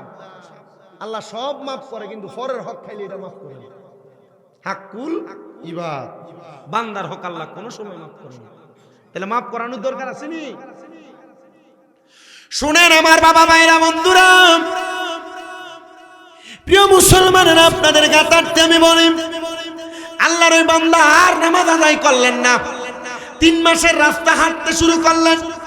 মদিনাতুল মুনাওয়ারার বাজারে যায়া ডাক দিয়ে বলতেছে, ও মদিনাতুল মুনাওয়ারার খেজুরের দোকানদারেরা, এমন কে আছো যার কাছ থেকে আমি গত 6 মাস আগে খেজুর কিনছি, 3 মাস লাগছে আবার আইতে 3 মাস, আসুনি গো, আমারে বলবা কে আমার কাছে খেজুর বিক্রয় করেছো? কেউ বলে না যে আপনার কাছে আমরা খেজুর বিক্রয় করেছি। ছোট্ট এক ব্যবসায়ীকে দেখলেন, ছোট মানুষ, বাবার ব্যবসা সামলায়, তারা জিজ্ঞাসা করে আপনি কি, আপনার পরিচয় কি? ছেলেটা ডাক দিয়ে কই, হুজুর আমার আব্বা জান ইন্তেকাল করেছে, আমার আব্বা জানের কাছ থেকে হয়তো আপনি খেজুর ক্রয় করেছেন, আজকে 3 মাস হয়, 3 মাসে আমার আব্বা ইন্তেকাল করেছে, হুজুর আমি আমার আব্বার ব্যবসা দেখতেছি। উনি বলে, হ্যাঁ তাহলে তোমার আব্বার দোকান কোথায় ছিল 3 মাস পূর্বে, 6 মাস পূর্বে? বলে, হুজুর মদিনাতুল মুনাওয়ারার একবারে সামনে মসজিদে বেলালের একটু পাশে আমার আব্বা জানের খেজুরের দোকান ছিল। বলে, হ্যাঁ আমি ওই জায়গা থেকে খেজুর ক্রয় করেছি। হুজুর ছোট বাচ্চাটার পা গুলার সামনে যায় বৈশা হাত জোর করে ডাক দিয়া কয়, বাবা রে, তোমার আব্বার কাছ থেকে আমি 2 চা পরিমাণ খেজুর কিনেছিলাম, কিন্তু আমি তোমার আব্বার অনুমতি ছাড়া খেজুর পরীক্ষা করার জন্য আমি 2টা খেজুর অনুমতি ছাড়া খাইছি। আব্বারে তুমি কি বলতে পারবা, তুমি কি আমার একটু ক্ষমা করবা, মাফ করবা? আমি যে 2টা খেজুর তোমার আব্বার অনুমতি ছাড়া খাইছি, আমার আল্লাহ আজকে 6 মাস আমার ইবাদত কবুল করে না, আমার আল্লাহ তাআলা যেন আমার ইবাদত কবুল করে, তুমি কি আমার 2টা খেজুরের দাবি মাফ করতে পারবা? ওই বাচ্চা ডাক দিয়ে কয়, হুজুর আমার আব্বা ইন্তেকাল করার পরে আমরা 2 ভাই এই দোকানটাকে 2 ভাগে ভাগ করেছি, আমি একজন ব্যবসা করি, আমার ভাই একজন ব্যবসা করে। হুজুর যেহেতু আপনি 2টা খেজুর খাইছেন, আমি একটা খেজুরের দাবি মাফ করতে পারি, কিন্তু আরেকটার দাবি আমি মাফ করতে পারতাম না। 2টা খেজুরের একটার মালিক আমি, আরেকটার মালিক আমার ভাই। বলে, তোমার ভাই কই? যদি আমার প্রয়োজন হয় আমি তোমার ছোট ভাই অথবা বড় ভাই তার পায়ের মধ্যে ধরে ক্ষমা চাইবো। ছেলে ডাক দিয়ে কই, হুজুর আমার ভাই যখন ব্যবসায়িক অংশীদার পাইছে, উনি ওনার মালগুলা নিয়ে মক্কায় চলে গেছে, মক্কায় যে তিনি সেখানে ব্যবসা করতেছে, উনি মদিনাতে একজনের কাছে মাপ পাইছেন, এবার চলে গেছেন, চলে যাইয়া ওই ভাইটারে খুঁজে বাহির করে 3 মাসের রাস্তা অতিক্রম কইরা 9 মাস ব্যয় করে ফেলছে। বাপ নিয়া আল্লাহর দরবারে আবার নামাজে দাঁড়াইছে। নামাজে যখন দাঁড়াইছে, শয়তান তারে নামাজে ধোঁকা দেওয়ার চেষ্টা করতেছে। পেছন থেকে আওয়াজ দেয়, যেই ব্যক্তি 2টা খেজুরের দাবি মাফ করানোর জন্য 6 মাসের রাস্তা হাঁটা চলা করেছে, শয়তান এই ব্যক্তিরে ধোঁকা দেওয়ার চেষ্টা করো, খোদার কসম ধোঁকা দিতে পারবা না। মাত্র 2টা খেজুরের দাবি মাফ করাইবার লাগিয়া 6 মাসের রাস্তা আসছে, 3 মাসে গেছে আর 3 মাসে আইছে, শয়তান আইছে আমাদের ধোঁকা দিবার লাগিয়া। ও নামাজ পড়ো রে, হুজুরি কলবে নামাজ পড়ো। ওরে যেই নামাজে নবীজি নাই সেই নামাজ হবে না। আরে নামাজ পড়ো রে, হুজুরি কলবে নামাজ পড়ো। খালি ডুমাইলে কামাইব? এ হারাম খায়, সুদ খায়, ঘুষ খায়, ফরর হক মাইরে খায়, ইমাম সাহেবের ফিসুন দিয়া সাদা পাঞ্জাবি লাগে কামাইব বেটা? নামাজির তো অভাব নাই দেশে, কিন্তু হুজুরি কলবে পড়িন না, নামাজ পড়িন না কয়জন আছে? কি মেম্বার কও না কা না হোক বেটা, দোয়া করে দিয়ে গেলাম। সভাপতি বানাইছে মসজিদের, বানাইবে একজন আল্লাহওয়ালা, হেও সুদ খায়। কথা বল না কে রে? আছে না মসজিদের সভাপতির সুদ করে বানায়? আছে না? এরা যদি শিখায় এই মসজিদের সভাপতি বা আল্লাহওয়ালা মানুষ যে ইমামের অনুপস্থিতিতে 2 ওয়াক্ত নামাজ পড়াইতে পারবো, তো সুদ করে কে লেগে বানাইলি? এই মানিস না, এবারে ছাদ ঢালাই দেওয়ার সময় সবটি রড দিছি। কথা কই না কে রে? আর আমারে মনে দাওয়াত দিত না, আরো দাওয়াত না দিলে কি তুই ওই এই ঘুষখোররা বানায় মসজিদের সেক্রেটারি। ওই আরে সেক্রেটারি মানুষ কেন লাগে রে? এই বেটা মসজিদের টাইসটি তো তেই দিছে। কথা কই না? আছে না নাই? শুধু আছে বললে চলবে না, মসজিদের টাকা দিয়ে বাজার সদাইও করে, হিসাব চাইলে হিসাব দেয় না, এমন বাটপার কেশিয়ারও সমাজে আছে না না?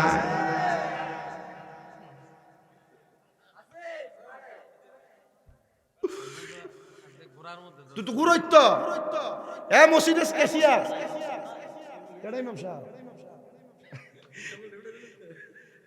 উড়ে না উড়িতাম না সবাই মেম্বরে বনা লোকে বইয়া ফরিস অনেক দরকার আছে। এমন আছে না? এ মসজিদের কেশিয়ার তোমার টেহা যেমনি দিছে তুমি এমনি না ফেরত দিবা। এর কাছে মসজিদের টেহা জমতে জমতে 2-4 লাখ টেহা জমে গেছে। দেশ না টেহাডি এ দেয় না তো।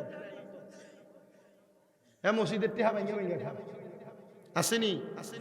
রমজান মাসে এক মসজিদের হুজুরের নামে বিচার কিতা হুজুর আমরা মসজিদের যা টাকা পয়সা এই হুজুরের কাছে রাখি। এক বেটা এ বিচার দেয়, এই মুয়াজ্জিন সাহেব তো আমার কাছে টেহা দেয়, 50,000 টেহা দিছে, এবার মাসে মাসে আমার থেকে 1000 টাকা করে নেয়। ইমাম সাহেবের কাছে হুজুরের কাছে যদি টেহা নিরাপদ না হয় তো নিরাপদ থাকবো কার কাছে? তো মসজিদের সভাপতি আর সেক্রেটারি এখন ঠেলার লোক হইয়া থাকা, গাছ জুড়ে হয়ে থাকা। এর বাপের সভাপতি আসছিল অনকালা ফুতে সভাপতি, ইটা এমনি সভাপতি হয় না, এমনি সেক্রেটারি হয় না, এমনি কেশিয়ার হয় না। সভাপতি বানাইবা মসজিদের ওই ব্যক্তিরে যেই ব্যক্তি ইমামের অনুপস্থিতিতে একটা ওয়াক্ত নামাজ পড়াইতে পারবে। সভাপতিরে বোম মারলে সূরা ফাতিহা বাইরে না। কথা কয় না? সেক্রেটারি যদি ইচ্ছা মতো ফেটটা ধরে যাতো আলহামদুলিল্লাহ সূরা কইতে পারতো। আমার একটু বিবেকে বাধা দেয়, যিনি মসজিদের সভাপতি সেক্রেটারি হইতে যায় সূরা কেরাত কিছু জানে না, এটির কি একটু বিবেক নাই? এই কথা এক ওয়াজে কোন একবার হুজুর এটির বিবেকে কুত্তা মুছছে।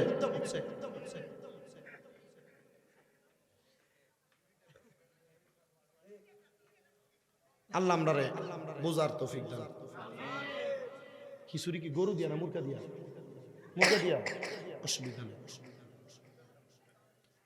আমার প্রিয় মুসলমানেরা, তাহলে যেই ব্যক্তি মাত্র 2টা খেজুরের দাবি মাফ করানোর জন্য 6 মাসের রাস্তা হাঁটতে পারে, আপনারা বলেন তার নামাজটা কি ভালো নামাজ না খারাপ নামাজ? ভালো নামাজ না খারাপ নামাজ? আরেকটা ছোট্ট ঘটনা শোনাই, এরপরে বিদায় নিয়ে যাই। এ প্রিয় মুসলমান শুনো, আল্লাহর নেককার বান্দা, যে ওয়াজটা আমার ফিতর মনে করছিলাম ওয়াজটা, আল্লাহর ওই নেককার বান্দা তিনি বলেন, আমি একদিন নামাজ আদায় করে মসজিদ থেকে বের হয়েছি, এমন টাইমে দেখলাম আমার চোখের সামনে একটা শয়তান ধপাস করে উপর থেকে পড়ছে। কে পড়ছে? আল্লাহর ওলিরা শয়তান দেয়নি? খাজা বাবা শয়তান দেয়নি? আউলিয়া কেরাম এগুলো দেখার ক্ষমতা আল্লাহ দিছেনি? এর লাগেই তারা ওলি আর আমরা মানুষ। কথা কয় না?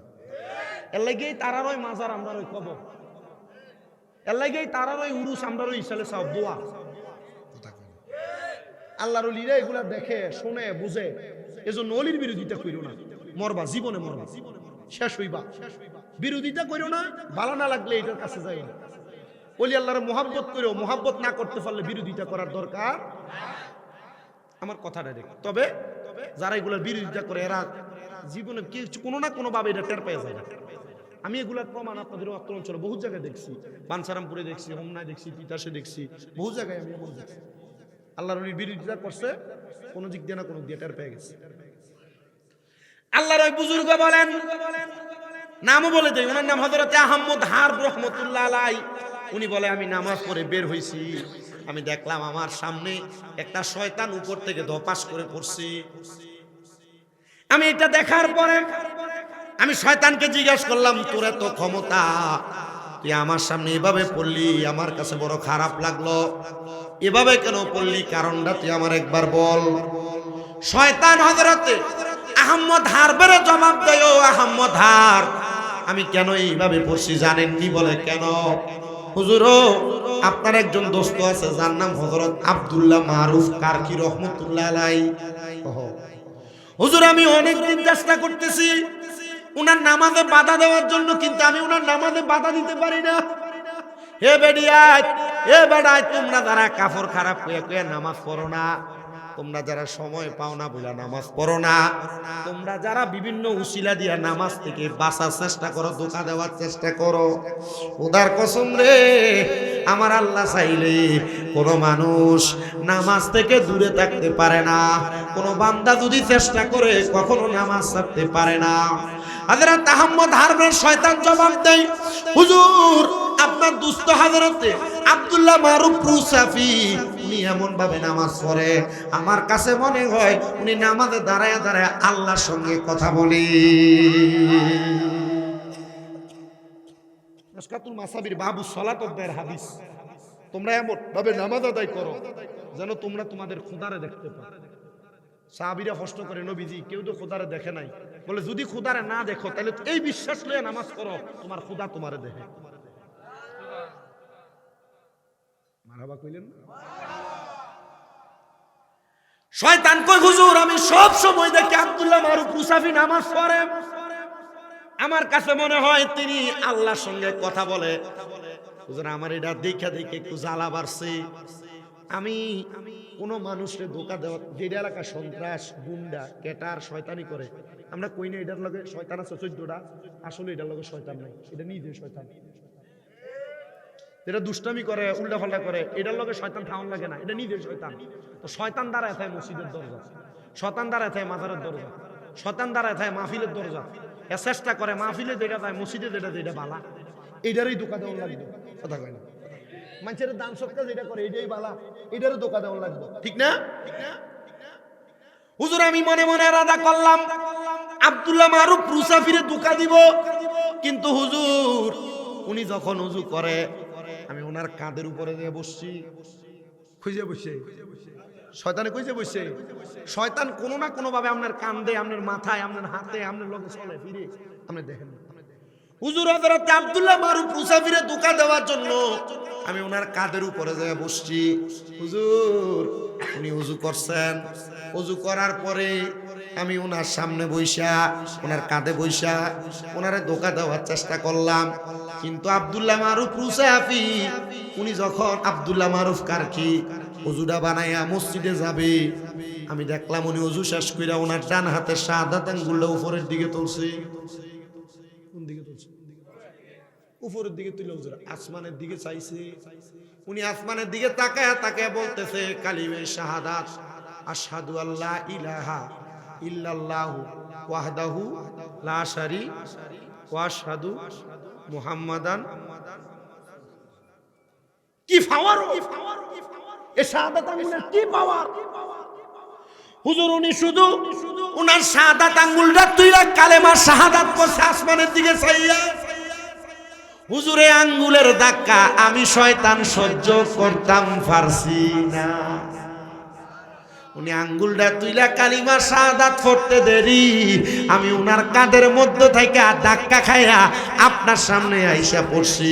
এবার আহম্মদ হার ডাক দিয়া কয়, উনি তো শাহাদাত আঙ্গুল তোলা রাখছে, আমি তো তারই দুস্থ, তুই আমারে আমি কি কইরা তোরে শাস্তি দিতাম? শয়তান কয়, হুজুর আমারে শাস্তি দেওয়া লাগতো না, খোদার কসম করে বলি দুনিয়ার সাধারণ পাবলিকরে ধোঁকা দেবো, কিন্তু আপনাদের মতো বড় আল্লাহর ওলিরে কোনোদিন ধোঁকা দিতাম না। দুনিয়ার সাধারণ পাবলিকের শয়তান ধোঁকা দিতে পারে, হক্কানি ওলিদেরকে শয়তান ধোঁকা দিতে পারে না। ওরে কেউ বুঝিতে পারে না রে ওলি আল্লাহর খেলা, হায়রে পীর মুর্শিদের খেলা, হায়রে জোর করিয়া বুঝতে গেলে তার গটে মরণ জ্বালা, হায়রে জোর করিয়া বুঝতে তার গটে মরণ জ্বালা, হায়রে কেউ বুঝিতে পারে না রে ওলি আল্লাহর খেলা, হায়রে পীর মুর্শিদের খেলা। আপনারা কি কষ্ট দিতেছে নাকি? একটা সান গিয়ে শেষ করি আমি একটু মোহাব্বতে, কারণ আল্লাহর ওলিরা শয়তান ধোঁকা দিতে পারে। তো তুমি যত কও যে খাজা রাস্তানা বন্ধ, অমুক জায়গা বন্ধ, এটা বন্ধ, কইতার বা কোনো কাম হবে না। তো মোহাব্বতে কেউ বুঝিতে পারে না রে ওলি আল্লাহর খেলা, হায়রে পীর মুর্শিদের খেলা, হায়রে জোর করিয়া বুঝতে গেলে তার গটে মরণ জ্বালা, হায়রে জোর করিয়া তার গটে মরণ জ্বালা, কেউ বুঝিতে পারে না রে ওলি আল্লাহর খেলা, হায়রে পীর মুর্শিদের খেলা।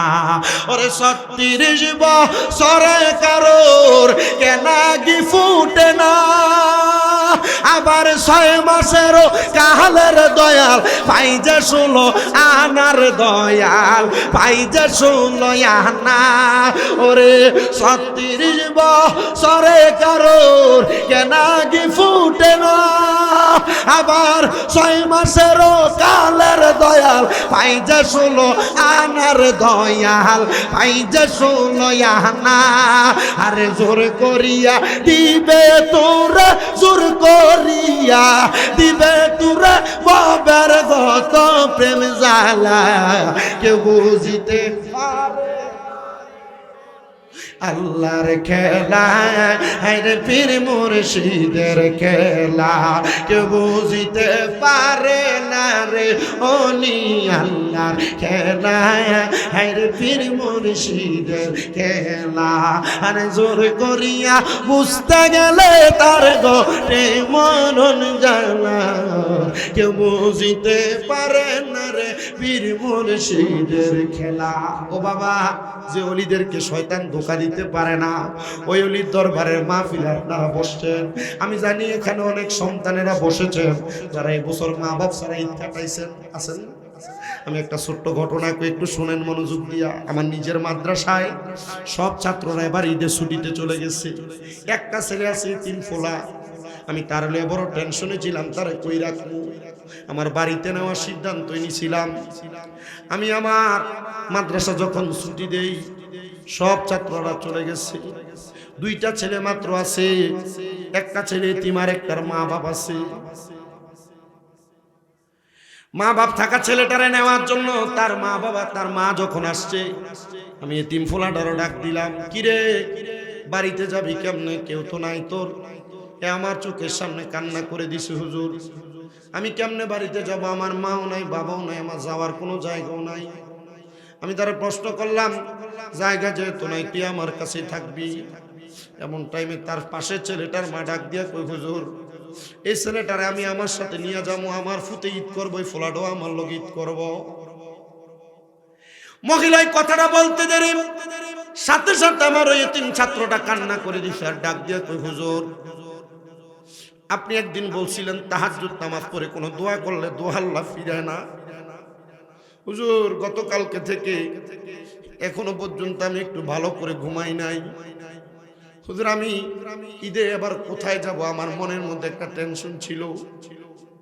গতকালকে রাত্র যখন সবাই ঘুমায় গেছে, আমি আমার মাদ্রাসার বেডটার ভিতরে আমি শুইয়া ছিলাম, কথা সত্য। হুজুর ফজরের নামাজের আগে উঠে আমি তাহাজ্জুদের মুসল্লার ভিতরে আমি কান্না করছি।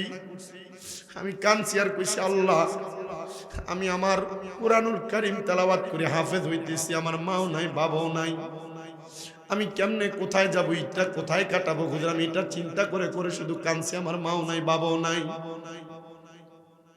হুজুর আমি বারবার কান্না করে বলছি, আল্লাহ, তাহাজ্জুদ নামাজ পড়ে দোয়া করলে সব দোয়া কবুল হয়, আল্লাহ তুমি আমার জন্য একটা উত্তম ব্যবস্থা করো। হুজুর আমি তাহাজ্জুদ নামাজ পড়ে দোয়া করার পরে এই মহিলা আমারে নেওয়ার জন্য রাজি হইছে। হুজুর আল্লাহ যে তাহাজ্জুদের দোয়া ফিরায় না, হুজুর আমি দোয়াটার ফসল পাইছি। আমি আল্লাহর কাছে বারবার বলছি, আল্লাহ, এমন কত এতিমেরা বাংলাদেশে ঘুরতেছে জায়গায় জায়গায়, বাংলাদেশে যে পরিমাণ সম্পদওয়ালা টাকাওয়ালা আছে, তারা যদি একজন একজন করে এতিমের দায়িত্ব নিত, তাহলে এতিমরা না খেয়ে থাকতো না, তাহলে এতিমরা মা বাবা ছাড়া ঈদ করার কষ্ট ভোগ করতো না। আল্লাহ গো, এমন কত এতিমেরা জানি মা বাপ ছাড়া ঈদ করছে, তারা কাঁদছে। আল্লাহর নবী বলেন, দুনিয়ার মানুষ, তোমাদের চোখের সামনে যদি এমন কোন এতিম থাকে, তোমরা তোমাদের রহমতের হাতটা এতিমের মাথার উপর বুলিয়ে দিবা। বলে কেন গো? বলে একটা এতিমের মাথার মধ্যে যদি তুমি হাত বুলে দাও, তার মাথায় যতগুলা চুল থাকবে, ওই চুলের পরিমাণ সওয়াব আমার আল্লাহ তোমার হাতে তোমার আমল নামার মধ্যে দিয়া দিব। এখানে অনেক এতিমেরা আছেন, মা নাই বাবা নাই, ঈদ করছেন, কথা সত্য, নিজে নতুন জামা কাপড় কিনেছেন, স্ত্রীর জন্য সন্তানের জন্য জামা কাপড় কিনেছেন, কিন্তু আপনার মা কবরে বাবা কবরে আপনার মা বাবার জন্য দামি কোনো জামা কাপড় কিনতে পারে নাই। ঈদরা আপনি আপনার মতো করে কাটাইছেন, মা বাবার পায়ে ধরে সালাম করতে পারে নাই। দুনিয়ার সব মানুষকে নিয়ে আপনি সিন্নি পোলাও খাইছেন, কিন্তু মা বাপরে খাওয়াইতে পারেন নাই, মা বাপ কবরে। আমি আজকের মাহফিল থেকে দোয়া করব, মুনাজাতের আগে আমি অল্প কয়েকজন মানুষ চাইবো।